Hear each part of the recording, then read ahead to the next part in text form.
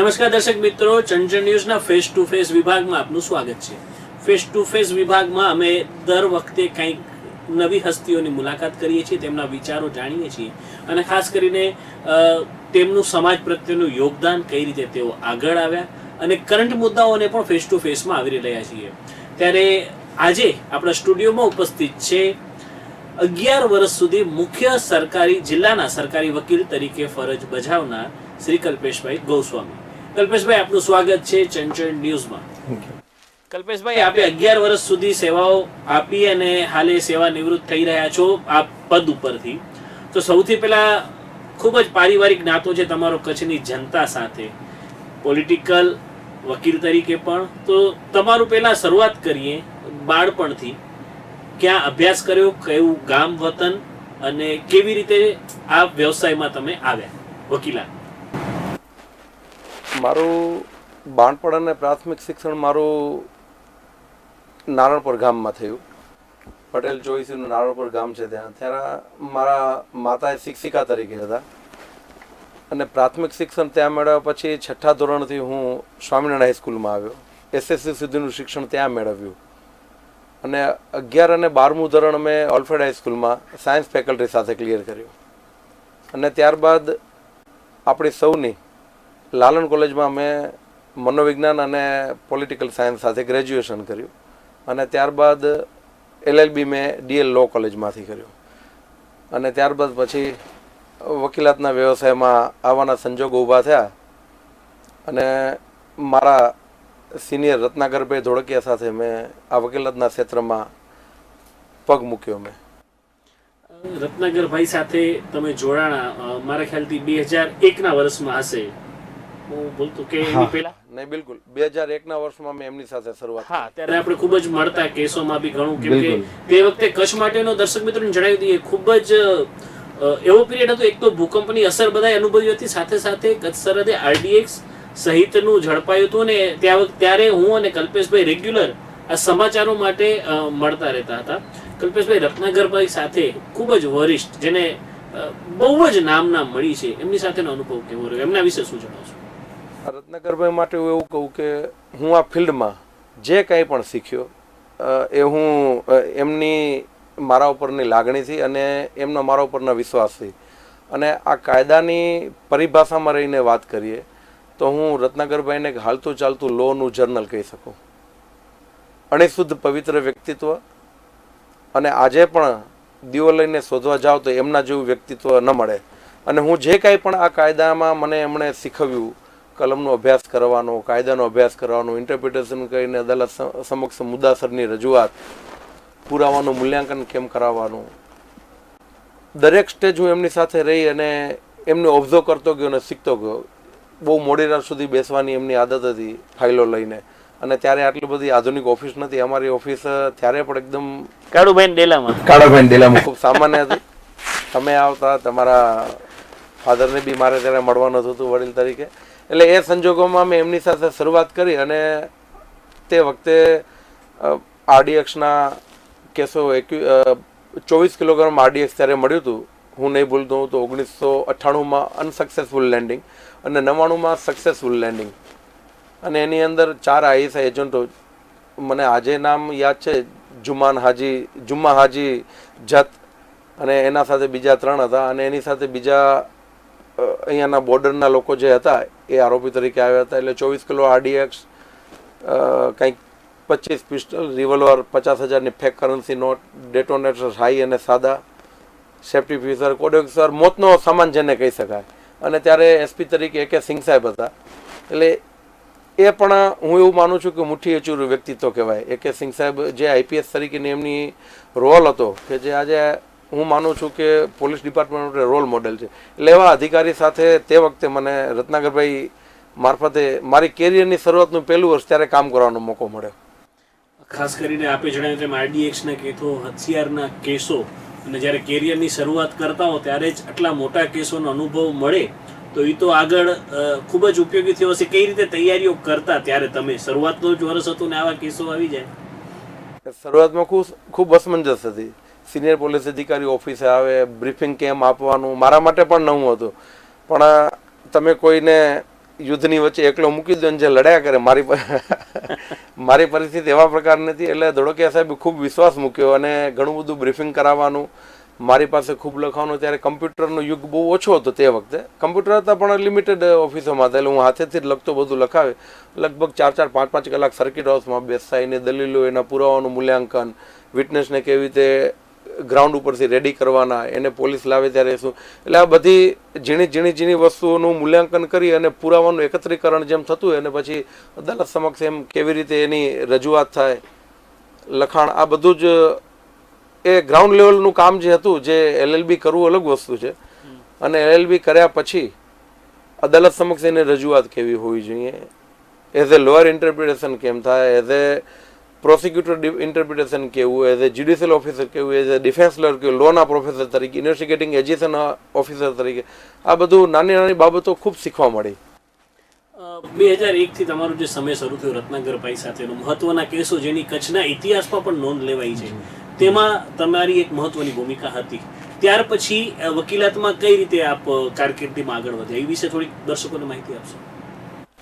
બસ 2001માં શરૂઆત કરી ધોળકિયા સાહેબ સાથે. અને એ દિવસોમાં મને યાદ છે કે એ કેસો પછી એક ACBનો સ્પેશિયલ કેસ બન્યો લાંચનો. એમાં ધોળકિયા સાહેબની નિમણૂક થઈ અને એમની સાથે મદદ માટે મારી પણ આસિસ્ટન્ટ PP તરીકે નિમણૂક કરવામાં આવી.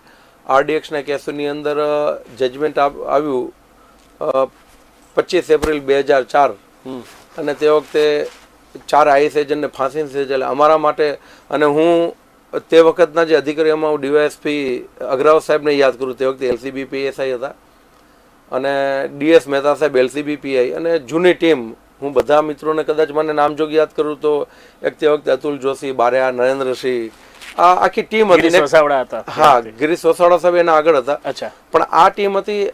અમે અને પોલીસ એક પારિવારિક ભાવનાથી કામ કરતા કે નહીં, આ કેસની અંદર આટલું કરવું જ છે, આટલી મહેનત કરી છે. અને પહેલેથી મને મારી ઓફિસમાંથી એવું આવ્યું કે જ્યારે તમે સરકારને રિપ્રેઝન્ટ કરતા હો ત્યારે ક્રેડિટ હંમેશા એજન્સીને આપો. એજન્સી ખૂબ મોરલથી કામ કરે છે અને અમે એવા છીએ કે જે એનું રિપ્રેઝન્ટેશન જ્યુડિશરી સમક્ષ કરીએ છીએ. એટલે ધીરે ધીરે શરૂઆત થઈ. પછી એમાં આવ્યું એ ACBના એક કેસની અંદર સુપર ક્લાસ 1નો ઓફિસરનો ACBનો કેસ હતો. એમાં જવાબદારી સાહેબની સાથે એસિસ્ટન્ટ PP તરીકે. કેન્દ્રની 2 મેટ્રોની અંદર મને કંઈક 400 કિલોગ્રામ મેન્ડ્રેક્સનો કેસ હતો અને એમાં હું સાહેબની સાથે આસિસ્ટન્ટ PP તરીકે રાજકોટ જતો ત્યારે. એટલે ત્યાંની સ્પેશિયલ NDPS કોર્ટનો અનુભવ મેન્ડ્રેક્સના કેસમાં. ત્યાર પછી 2009ની અંદર મારી રાજ્ય સરકારે એડિશનલ PP તરીકે નિમણૂક કરી. 5 વર્ષ એ સેવા આપી અને 2014થી કરીને આજ દિવસ સુધી જિલ્લાની જવાબદારી આપી, જિલ્લા સરકારી પબ્લિક પ્રોસિક્યુટરની. એટલે લાંબો સફર સરકાર સાથેનો રહ્યો. અને એક કાર્યકર્તા તરીકે જ્યારે અમારી પાર્ટીને સરકાર બને તો સરકારે ખૂબ વિશ્વાસને ભરોસો મૂક્યો અને એ આજ દિવસ સુધી એ જવાબદારીઓનું મેં વહન કર્યું. કલ્પેશભાઈ, હું આપને પૂછવા માંગીશ કે 2001 થી પહેલાનો સમય, તમે કીધું કોમ્પ્યુટરો બી ઓછા હતા, હાથેથી બધું લખવું પડતું હતું, ને આજે એક વકીલાતના વ્યવસાયમાં આધુનિક કે તમારે કોઈ કાયદો જો હોય તો પણ મોબાઈલમાં ઓનલાઈન આવી જાય, કોમ્પ્યુટરમાં આવી જાય, લેપટોપમાં આવી જાય. કેટલો ફેરફાર વકીલાતના વ્યવસાયમાં તમે જોઈ રહ્યા છો? કેટલું ચેન્જ આવી ગયું? બહુ મોટું ચેન્જ આવ્યું, વાસ્ટ ડિફરન્સ. ટેકનોલોજીનો બહુ મોટો મહત્વનો ભાગ આવ્યો. તે વખતે અમારી ઓફિસની 4 દિવાલોની લાઇબ્રેરી અને એવી દરેક જે સિનિયર ભુજના કહી શકાય એ દરેક સિનિયર ઓફિસે આટલી મોટી લાઇબ્રેરી હોય. હું ઘણી વખત જતો, મળવાનું થતું. સાહેબ હું યાદ કરું બિપિનભાઈ અંતાણીને, MB સરદાર સાહેબને, પછી બહાદુરસિંહભાઈની ઓફિસે ભરતભાઈને પણ હું યાદ કરું. આ બધા ખૂબ સિનિયરની ઓફિસો, ખત્રી સાહેબ છે, આ બધાની આજે જે કિરણભાઈ ગણાત્રા છે, આ બધી અમારી સિનિયરની ઓફિસો અને જેમનાથી ખૂબ નવું શીખવા મળે. એટલે મારા સિનિયર જોવું તે. અને આજે તમે જો અમારી લાઇબ્રેરી ખૂબ મોટી હતી, અમારા ઓફિસના બંને રૂમ ઇન્ક્લુડિંગ નીચે પણ બુક્સ ને બુક્સ. અને જ્યારે શરૂઆતમાં સાહેબ એવું કે આ જજમેન્ટ કાઢો તો એક પેજ નંબર કહી દે, વર્ષ કહી દે. એટલે હું ગોત્યા કરું, ખબર ન હોય કે એ સુપ્રીમ કોર્ટ કેસીસનું છે, GLRમાં છે, GLHમાં છે. મીન્સ કે એ સમય હતો કે જ્યારે ખૂબ શીખવાનું હતું. અને આજે અમને આંગળીના ટેડવે કાયદો મળી જાય છે. એન્ડ્રોઈડ ફોન હોય તમારી પાસે એટલે આખી એપ્સ આવી ગઈ છે. જજમેન્ટોની હવે આખી CD આવે છે ઓન ધ કોન્ટ્રી હવે તો આખું પ્રોગ્રામિંગ આવી ગયું કે સુપ્રીમ કોર્ટમાં કોઈ જજમેન્ટ ડિલિવર થયું તો ઓનલાઈન હો અને તરત જ કરો એટલે જજમેન્ટ તમને ઓન હેન્ડ મળી જાય. એટલે આટલો ડિફરન્સ છે. ત્યારે તમારે જઈને જવું પડતું. અમે કોર્ટને તે વખતે રિક્વેસ્ટ કરતા, સાહેબ એક દિવસ આપો, આવી ઓથોરિટી છે શોધીને આપીએ. અને કોર્ટ એક દિવસની મુદત આપતી. મેં શરૂઆત કરી ત્યારે શરૂઆતમાં હું જૂની કોર્ટમાં જતો. બિફોર અર્થક્વેક મારું LLB ચાલુ હતું ત્યારે હું સાહેબ સાથે ચીફ કોર્ટમાં ત્યાં જતો. અને મારી શરૂઆત થઈ ત્યારે પ્રીફેબમાં કોર્ટ હતી. એટલે આજે 24 વર્ષે ખૂબ મોટી સુવિધા થઈ છે કાયદાની. આજે તમને કોઈને પણ જજમેન્ટ હોય ને કોર્ટ ક્વેરી કરે તો તમે તરત જ જોઈને વિધિન અવર કહી શકો. અને અમારે વિધિન ડે થતું. આટલો ફરક આવ્યો છે. 2009માં પીપી તરીકે તમે હતા અને 2014માં તમને જિલ્લાના સરકારી વકીલ તરીકેની ખૂબ જ મહત્વની જવાબદારી સોંપવામાં આવી. એક અંદાજો હતો કે આવી કંઈક જવાબદારી આવી શકે છે કે અચાનક જ આવ્યું? કઈ રીતનું હતું ત્યારે? જાણ કેવી રીતે હતી ત્યારે તમને? આ જવાબદારી વહન કરતા હતા ત્યારે સરકારનો કામગીરીનો પાર્ટ હોય છે અને કહેવામાં આવ્યું કે અમુક પ્રકારની બીજી જવાબદારીઓ તમારે સંભાળવાની છે. અને જવાબદારીના ભાગરૂપે મેં હા પાડી અને જવાબદારીઓ મળી ગઈ. એવું છે.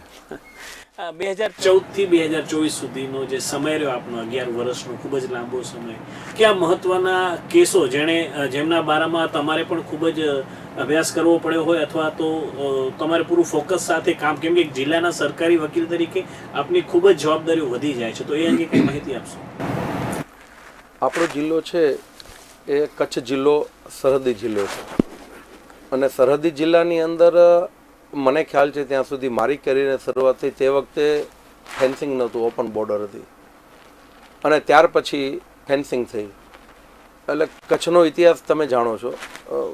અહીંયાના બધા સિનિયર સિટીઝનને બધાને ખબર છે કે એક સમય એવો હતો કે તે વખતે ચાંદીનું સ્મગલિંગ થતું, ક્યારેક ગોલ્ડ આવતું. એના પછી આર્મ્સ અને એમ્યુનેશનની શરૂઆત થઈ, ફેન્સિંગ થયું. ફેન્સિંગ થયા પછી બોર્ડરો સીલ થઈ. કેન્દ્રે ખૂબ મહત્ત્વનો નિર્ણય લીધો, પ્રોટેક્શન થયું. અને પછી કોસ્ટલ વે મારફતે ડ્રગ્સની શરૂઆત થઈ. આ જિલ્લાનું સંજયભાઈ, મારો જ્યાં સુધીનો 11 વર્ષનો અનુભવ છે આ જિલ્લાની તાસીર પ્રમાણે, કે અહીંયા જે કેસો થયા છે ઓફિશિયલ સિક્રેટ એક્ટ, જે બહુ ઘણા બધા જિલ્લાઓમાં જોવા મળતા નથી. એ જ રીતે આર્મ્સ અને એમ્યુનેશન, ડ્રગ્સના કેસો જે છેલ્લું 6-7 વર્ષથી જેનું પ્રમાણ ખૂબ વધ્યું. અને એનાથી ઉપર જઈને ફોરેનર્સ એક્ટ અને પાસપોર્ટ એક્ટના કેસો, પાસપોર્ટ રૂલ્સ ઓફ ઇન્ડિયાના કેસો, કે જે બોર્ડરના જિલ્લાઓ હોય છે, સરહદી જિલ્લાઓ, ત્યાં કને આવા પ્રકારના કેસો જોવા મળે છે. અને બીજું કે જે કસ્ટમ્સની મેટરો છે. એટલે આ 10 વર્ષની રાજ્ય સરકારના જે કેસો છે એની અંદર મહત્ત્વના કેસોમાં હું ગણું તો છેલ્લા 4 વર્ષની અંદર ડ્રગ્સના કેસો ઉપર ખૂબ ફોકસ રહ્યું. અને એમાં સ્પેશિયલી સરકારની દરેક એજન્સીઓની અંદર ખૂબ મહત્ત્વનું કામ કર્યું.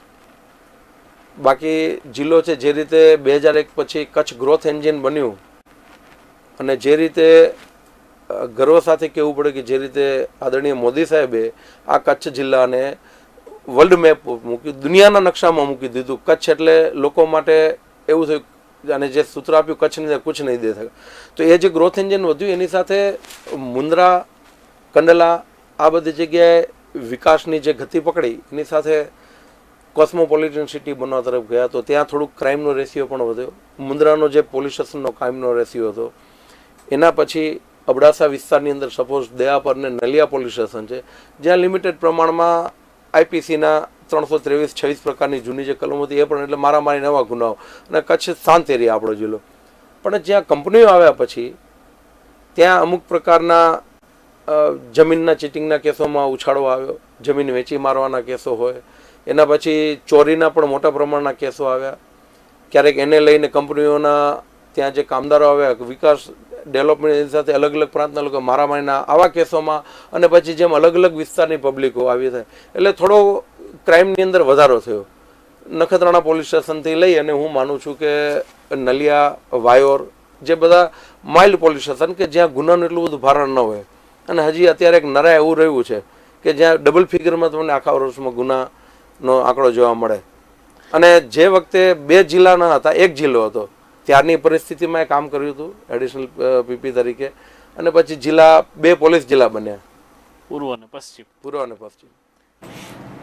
ભૂકંપ પછી જે રીતે ઔદ્યોગિક વિકાસ થયો આપે કીધું એમ કચ્છનો, એના પછી અધિકારીઓ સામે પણ સરકાર તરફથી ઘણી ફરિયાદો નોંધાઈ, ખાસ કરીને પ્રદીપ શર્મા, અન્ય અધિકારીઓ સુવેરા સાહેબ હોય કે જેડી જોશી હોય કે બધાય, આ બધા કેસોની જવાબદારી સરકારે ખાસ આપને સોંપી હતી.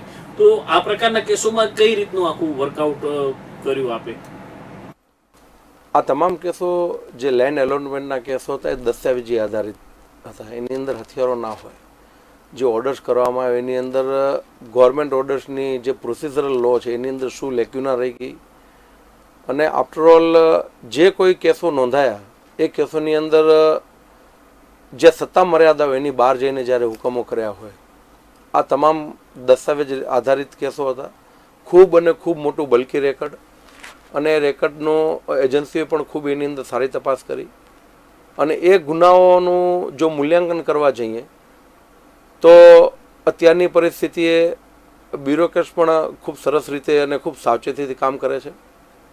અને તે વખતનું જે રેકર્ડ તપાસમાં આવ્યું એ રેકોર્ડ જોયા પછી એવું લાગે કે સત્તા મર્યાદા બહાર જઈ અને કોઈ પણ અધિકારી જો કાર્ય કરતા હોય તો અમુક પ્રકારની ભૂલો થવા પામે, અને એ સત્તા મર્યાદા બહારનું હોય તો એ ગુનામાં પરિણમે.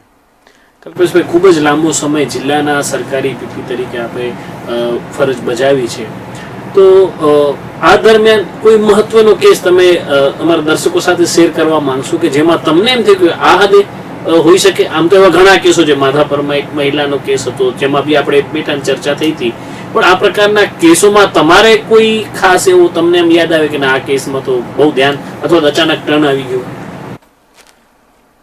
થોકબંધ કેસો છે એવા મારી પાસે, પણ તેમ છતાંય જેમ માધાપરનો ગેંગરેપ કેસ હતો એના સિવાય હું હાલમાં જો જોવા જઉં તો 2-3 કેસો એવા હતા કે જેને અચાનક ટર્નિંગ પોઈન્ટ આવે. જાલી નોટનો કેસ હતો કે જેની અંદર યુવાનો સંકળાયેલા હતા, અને એક કેસ હતો એ ડ્રગ્સનો કેસ હતો.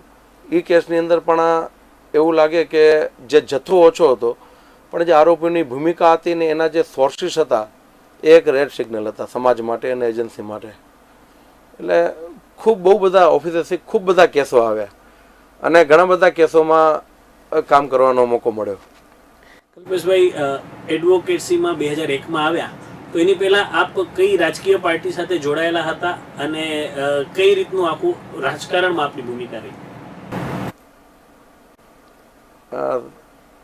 સ્કૂલ કાળ દરમિયાનથી એબીવીપીના કાર્યકર્તા તરીકે સક્રિય હતો. એ વિચારધારા એબીવીપીની હતી. જે કોલોનીમાં રહેતા ત્યાં નાના હોય સંઘની શાખા થાય એટલે ત્યાં જવાનું થાય, અને ત્યારબાદ એ જ વિચારધારા એબીવીપીની વિચારધારા કોલેજ કાળ દરમિયાન એબીવીપી, અને એબીવીપી પછી યુવા મોરચામાં જોડાયા. એટલે 1995માં આ શહેરને યુવા મોરચાની જવાબદારી આવી. હું તે વખતે અમારા પ્રમુખ તરીકે નરેન્દ્રસિંહને આજે ચોક્કસ યાદ કરું, નરેન્દ્રસિંહ જાડેજાને, રડલાલભાઈ વોરા હતા, અમારા જૂના બહુ ઘણા બધા મિત્રો સંગઠનના. અને ત્યાર પછી ધીરે ધીરે યુવા મોરચામાં મંત્રીની હું અરુણભાઈને પણ યાદ કરું જિલ્લા પ્રમુખ તરીકે, દિલીપભાઈ ત્રિવેદીને યાદ કરું, એમની ટીમમાં મેં કામ કર્યું. શહેરના મંત્રી તરીકે જિલ્લા ભાજપના બક્ષીપંચ મોરચાના મંત્રી આદરણીય તારાચંદભાઈને યાદ કરું, એમની ટીમમાં લીગલ સેલના જિલ્લાના કન્વીનર સુધી 2 ટર્મ સુધી કામ કરવાનો. અને સતત આ પાર્ટી અમારું ઘડતર કરતી ગઈ. બહુ સિનિયર લોકોને હું યાદ કરું, રસિકભાઈ ઠક્કર છે, વૃદલાલભાઈ. આ બધું કેવું છે કે સમય સાથે અમને ખૂબ શીખવ્યું, અમારું ઘડતર કર્યું રાજકીય જીવનની અંદર જે એબીવીપી જોડાયેલા હતા એમાં. અને આ કાર્યાલય જે ઊભું છું અત્યારે વીડીઆઈ સ્કૂલ પાસે, એના પાયા પણ અમે છાપ્યા. એનપી પાનની બાજુમાં જ્યારે નાનું કાર્યાલય હતું ત્યારે હાથેથી અમે સક્રિય સભ્યોની નોંધ લખતા. હું રીતેનને, જયંતભાઈ ઠક્કરને યાદ કરું, પછી અમારા નરેન્દ્રભાઈ મકવાણા, પછી 1-2 મિત્રો અમારા સુનિલ ઠક્કર, સુનિલ કંસારા, બહુ જૂના મિત્રો, ઘણી બધી લાંબી યાદી છે. પણ ઇન શોર્ટ એ વખતે છે ને અમારી સાથે યુવા મોરચામાં આવવાવાળા બહુ ઓછા લોકો હતા. હું પરાક્રમસિંહને એમને પણ યાદ કરું કે અમે બાઇકમાં જઈએ, અમારા કિડભાઈ સોમપુરા બોલરોને અમે ધક્કા મારીએ એમની આરમાળાને. એટલે એ દિવસો પાર્ટીના હતા, ખૂબ સંઘર્ષના બધા દિવસો જોયેલા. અને તે વખતે જ્યારે એબીપીમાં ત્યારે એનએસસીનું વર્ચસ્વ હતું, ક્યારેક પ્રશાસનને અમને ઉપાડી જતું. એ પણ દિવસો ફેસ કર્યા ને પાર્ટીએ ખૂબ ઘડતર કર્યું અમારા બધાનું. કલ્પેશભાઈ, જે આપનો જિલ્લા સરકારી વકીલ તરીકેનું 11 વર્ષનો પીરિયડ છે ને હવે સરકારે આપને સેવા નિવૃત્ત કર્યા છે એ ફરજમાંથી, તો આત્મસંતોષી છે કે જેટલું આટલી, કેમ કે એક વસ્તુ દર્શકોને જણાવીશ કે જિલ્લાના સરકારી વકીલ તરીકેનો સૌથી વધુ પીરિયડ જો કોઈએ એ સેવા આપી હોય તો એ કલ્પેશભાઈ, હું ભૂલતો ન હોઉં તો આપ જ છો, 11 વર્ષ જેટલો સમય. તો અત્યારે હવે જ્યારે બધી જવાબદારીઓ સોંપી છે અને એ પૂર્ણ થવા પછી તો આત્મસંતોષ છે કે 11 વર્ષ કામ કર્યું એ સરસ કર્યું અંદરથી? બિલકુલ આત્મસંતોષ છે, ટકોરા મારીને આત્મસંતોષ છે. અને આત્મસંતોષની સાથે સરકાર માટે ખૂબ આભારનો ભાવ છે કે જ્યારે મારા પક્ષની સરકાર બની, અમારા પક્ષની સરકાર બની તો પાર્ટીએ ખૂબ કદર કરી, સરકારે ખૂબ જવાબદારીઓ આપી. હું આજે તમારા માધ્યમથી હું મારી સરકારનો ખૂબ આભાર માનું છું, દરેક સરકારનો કે જેમણે મારામાં આટલો બધો વિશ્વાસ મૂક્યો એક પક્ષના નાના કાર્યકર્તા તરીકે અને ખૂબ મોટી જવાબદારીઓ આપી. મેં મારી જવાબદારીઓ ખૂબ નિષ્ઠાપૂર્વક નિભાવી એ હું ચોક્કસ કહી શકું. જે લાઈન પર મેં કામ કર્યું એ મેં બિલકુલ રાષ્ટ્ર અને સરકારના હિતમાં કર્યું અને હું એના માટે રાજ્ય સરકારનો તો જેટલો આભાર માનું એટલો, કેમ કે મારા પક્ષની સરકાર છે, અમારું જ્યાં ઘડતર થયું મેં તમને વાત કરી એવી રીતે. પણ એની સાથે હું મારા 11 વર્ષની સફરમાં બ્યુરોક્રેટ્સનો પણ એટલો જ આભાર માનું છું, જિલ્લાના વહીવટીતંત્રનો, હાલના કલેક્ટરને, મારા ટેન્યુરથી જેટલા કલેક્ટર રહી ગયા કે હું એડિશનલ પીપી હતો ત્યારના, જિલ્લાના અત્યારના પોલીસ તંત્રનો, અને જે લોકો હું આવ્યો ત્યારે પ્રોબેસર આઈપીએસ તરીકે આવતા પ્રોબેશન આપ્યા, અત્યારે કોઈ રેન્જના આઈજી છે. મારી કેરિયરની શરૂઆત વખતે કોઈ એસપી હતા તો ત્યારે એડીજીપી તરીકે છે. હું મલિક સાહેબને અને બધાને યાદ કરું, આશીષ ભાટિયા સાહેબને, AK સુરોલિયા સાહેબ છે, સતીશ વર્મા સાહેબ, સતીશ શર્મા સાહેબ, AK સિંઘ સાહેબ, સંદીપ સિંઘ અત્યારે રેન્જના આઈજી છે. હું કોરડિયા સાહેબને યાદ કરું કે હું જ્યારે હતો ત્યારે કોરડિયા સાહેબ અહીંયા જ એસપી તરીકે, એટલે બહુ બધા અધિકારીઓ અને ખૂબ ખૂબ સપોર્ટ મળ્યો એજન્સીનો. એટલે વહીવટી તંત્ર સાથે પોલીસ એજન્સી મને ખૂબ સહકાર આપ્યો પારિવારિક ભાવથી, અને મને એવું લાગ્યું કે પોલીસ મારો પરિવાર છે એવા ભાવથી. મને મારા ભુજ બાર એસોસિએશન જ્યાંથી હું આવું છું સૌથી પહેલો સપોર્ટ એમણે પણ આપ્યો, એસોસિએશને. મારી સાથે ખૂબ બધાએ સાથતાથી કામ કર્યું. મારા જિલ્લાની તમામ કોર્ટ જ્યાં જ્યાં હું એપીએસ થયો ત્યાંનો સ્ટાફ ઇન્ક્લુડિંગ તમામ જ્યુડિશિયલ ઓફિસર, મારા વખતે જે ડિસ્ટ્રિક્ટ જજ હતા બ્રહ્મભટ્ટ સાહેબથી લઈ અને બધા મેઘડે સાહેબ સુધીના જે અત્યારે હાઈકોર્ટ જજ બન્યા, આદિને સુથાર સાહેબ પાસે મેં એચડી સુથાર વધારે હાઈકોર્ટના જસ્ટિસ તરીકે છે, એમની પાસેથી અમે મહેનત કરી. મારી પોલીસની ટીમે અમે ઇન્વેસ્ટિગેશન કરીને અમે એ માધાપર ગેંગરેપમાં પર્ટિક્યુલર ઇન્ડિયન પિનલ કોડની પર્ટિક્યુલર ઇન્ડિવિડ્યુઅલ સેક્શનની અંદર દરેકમાં સજા એવું જજમેન્ટ એમણે આપ્યું. એટલે આ પોલીસનો પણ હું ખૂબ આભાર માનું અંતઃકરણથી કે જેમણે મારી સાથે ખૂબ પારિવારિક ભાવ રાખ્યો. મારા બાર એસોસિએશન, જિલ્લાની કોર્ટનો તમામ સ્ટાફ, ઇવન આ કચ્છની જનતા, કે એક કાર્યકર્તા તરીકે પક્ષે અને સરકારે મને જે કચ્છની સેવા કરવાનો મોકો આપ્યો, જે અન્યાય થયો હોય. પબ્લિક પ્રોસિક્યુટર એટલે we are bridge between the judiciary and government, we are bridge between the society and judiciary. તો સાહેબ જ્યારે પબ્લિક પ્રોસિક્યુટરની ભૂમિકામાં આવીએ ત્યારે મારે મારા પર્સનલ ગમા અણગમાને ભૂલી જવાનું હોય. મારે સરકારની જે વાત છે એની અંદર પણ મને ક્યારેક એવું લાગતું કે ભૂમિકા એવી નથી જ્યાં સમાજને નુકસાન તો પણ મારે ખુલીને કહેવાનું હોય.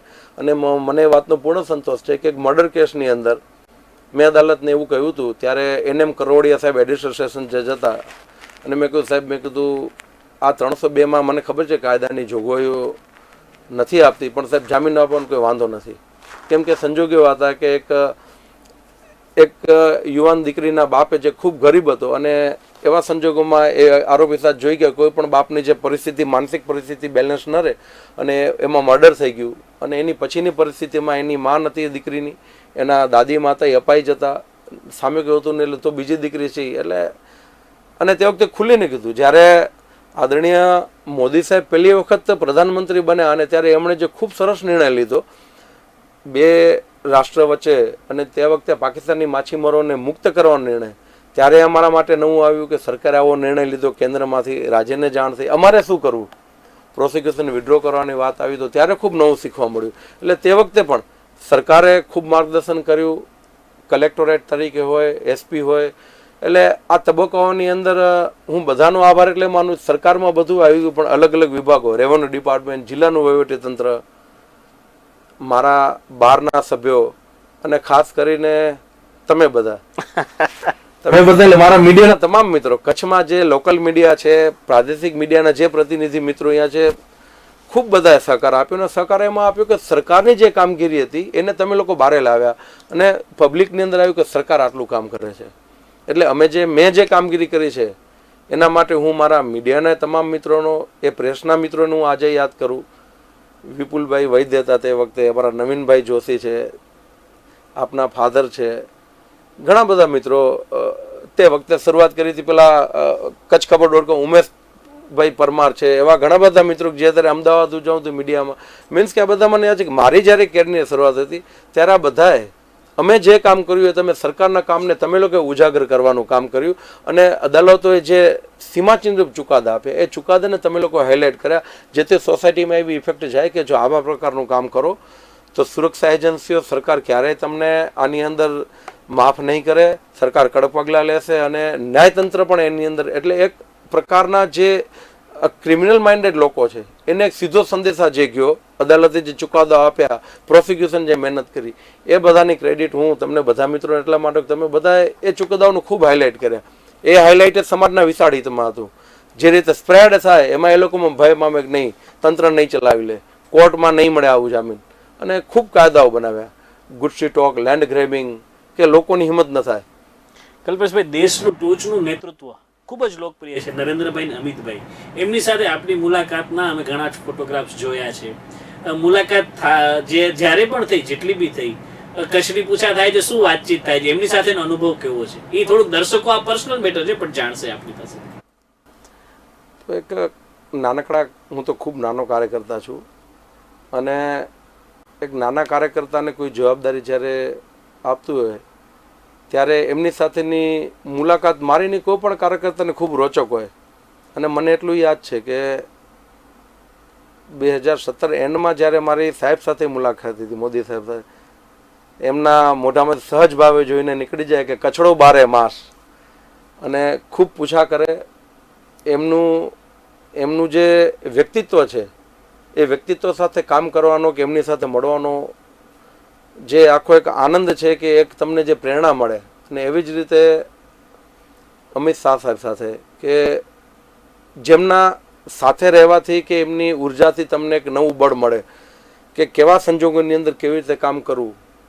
એટલે જીવનમાં એવા ઘણા મોકા મળ્યા કે આવા પ્રકારની, હું જેને કહી શકું કે હું આ બંને વ્યક્તિત્વમાં એવું વ્યક્તિત્વ જોઉં છું કે જે કંઈક તમારા જીવનની અંદર નવો પાથ આપે, કેવા પણ સંજોગો આવે, તમારી અંદર અડગ રહેવાનું, તમારી પૂરી નિષ્ઠાથી કામ કરવાનું.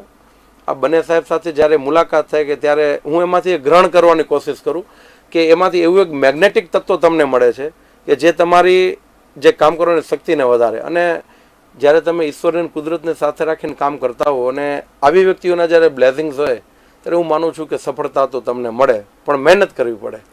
કલ્પેશભાઈ, આજે આપે ચાર્જ સુપ્રત કર્યો છે જાડેજા સાહેબને, અને હવે આગામી દિવસોમાં કલ્પેશભાઈનું શું વિઝન છે? વિઝન અમારો ફેવરિટ શબ્દ છે, અમે એના ઉપર ઘણું કચ્છના વિઝન માટે કામ કર્યું જ છે ચંચળ ગ્રુપે. કલ્પેશભાઈ, આમ તો સતત તમે બીસી રહ્યા છો, પ્રવાસો, ભુજ હો, અમદાવાદ હો, બધે. હવે એક થોડીક રાહત મળશે, થોડોક ભાર હળવો થયો છે, તો કલ્પેશભાઈ એવા ક્યાં મનગમતા કાર્યો છે કે જે હવેના સમયમાં પૂરા કરી શકશે? આ 10 વર્ષમાં સમય ન મળ્યો. નહીં, ખૂબ મિત્રોને મળવાનું થશે, જેમાં જે શરૂઆત તમારાથી કરી છે. તમે બી મારા ખૂબ જૂના મિત્ર છો, અને ઘણા બધા મિત્રો સાથે મળવાનું થશે. મેં આજે મારા પદનો કાર્યભાર મેં હરેન્દ્રને સોંપ્યો છે.